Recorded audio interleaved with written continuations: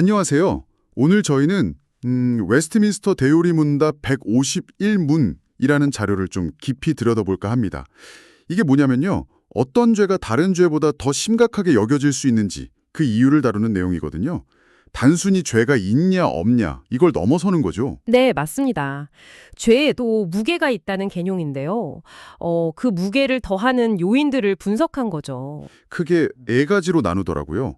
첫째는 죄를 짓는 사람, 둘째는 죄의 대상, 그리고 셋째는 죄 자체의 성격, 넷째는 시간과 장소 같은 상황. 이렇게요. 네, 정확합니다. 그 네 가지 틀로 죄의 심각성을 판단하는 기준을 제시하고 있어요. 그럼 첫 번째, 죄를 짓는 사람부터 좀 볼까요? 이게 나이나 경험, 뭐랄까 받은 은혜, 아니면 사회적 위치 같은 거에 따라 죄의 무게가 달라진다. 이건 좀 네, 이게 언뜻 들으면 좀 차별적으로 들릴 수도 있는데요. 근데 핵심은 그만큼 책임과 영향력이 크기 때문이라는 관점입니다. 책임감과 영향력. 그렇죠. 예를 들어 목회자나 부모님, 선생님 같은 분들이 죄를 지으면 그 파급 효과가 훨씬 크잖아요. 하긴 그렇겠네요. 더 많이 알고 또 더 많은 사람들에게 영향을 주니까요. 네. 그래서 더 큰 책임이 따른다고 보는 겁니다. 누가복음 말씀처럼 많이 받은 자에게 많이 요구한다는 원리와도 좀 통하고요. 그렇군요. 책임에 따른 무게. 이해가 되네요. 그럼 두 번째, 죄의 대상은 어떤가요? 하나님께 직접 죄를 짓거나 아니면 부모님, 스승님 같이 좀 특별한 관계에 있는 대상에게 죄를 지으면 더 나쁘다. 이것도 관계의 중요성 때문이겠죠? 맞습니다. 그 관계의 어떤 신성함이나 중요도 때문이죠. 특히 하나님을 직접적으로 모독하는 행위. 이건 가장 심각하게 다루고요.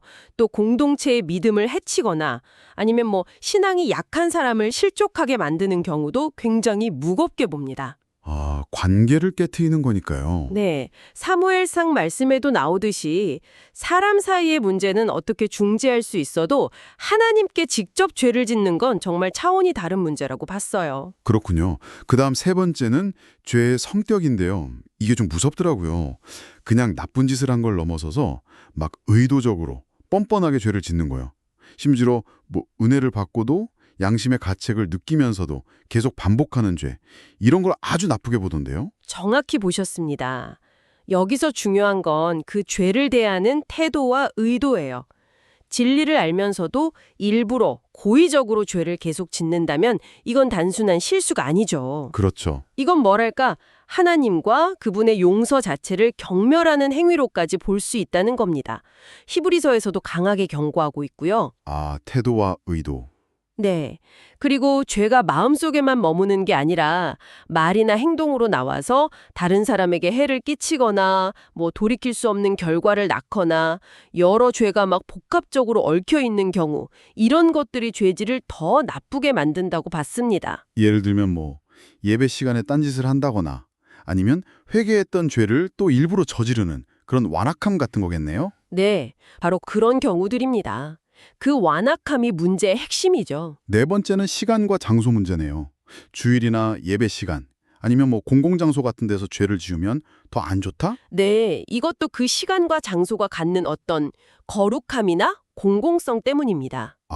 의미가 있는 시간과 장소니까. 그렇죠. 주일이나 예배 시간은 하나님께 드려지는 시간이라는 의미가 있고 성소나 공적인 장소는 공동체 전체와 관련된 공간이잖아요.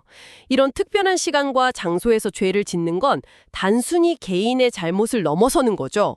공동체 전체에 대한 모독이 될 수도 있겠군요. 네, 그런 맥락입니다. 에스겔서에서도 성소를 더럽히는 죄를 아주 심각하게 다루는 것처럼요. 그 시간과 장소의 의미를 훼손하는 행위로 보는 겁니다. 결국 이 네 가지 요인을 다 종합해보면 웨스트민스터 대우리 문답은 죄를 단순히 했냐 안 했냐로만 보는 게 아니네요. 그 죄를 둘러싼 여러 가지 맥락들, 그러니까 사람, 대상, 동기, 상황 같은 걸 다 고려해서 그 무게를 이해하려고 하는 거군요. 네, 그렇습니다. 핵심은 그거예요. 모든 죄가 물론 잘못된 거지만 그 책임의 무게는 좀 다를 수 있다는 거죠.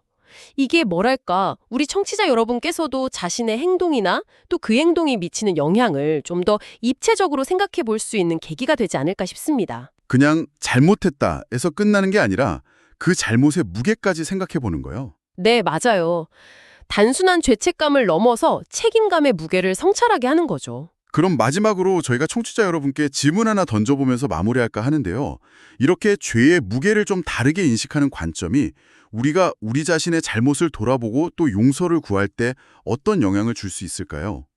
단순히 잘못했습니다라고 말하는 것을 넘어서 그 잘못의 무게를 아는 것이 우리의 책임감이나 회개의 깊이를 어떻게 바꿀 수 있을지 한 번쯤 생각해 보시면 좋겠습니다.